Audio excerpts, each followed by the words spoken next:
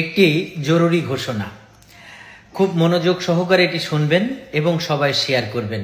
কারণ আগামী পরশু থেকে যৌথ বাহিনী, আর্মি, র্যাব, পুলিশ, বিজেপি সম্মিলিত অভিযান শুরু হচ্ছে।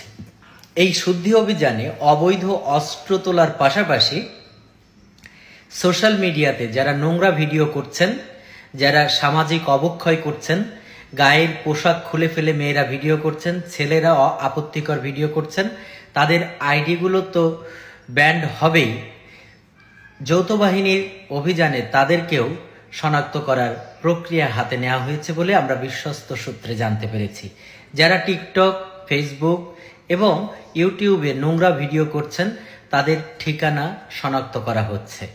যারা এই আপত্তিকর এবং যুব সমাজের ক্ষতি করছেন, একটি মুসলিম দেশ হওয়া সত্ত্বেও যারা নোংরা ভিডিও করে ভিউ পাওয়ার জন্য সর্বোচ্চ উজাড় করে ভিডিও করছেন, তাদের জন্য করুণ পরিণতি অপেক্ষা করছে।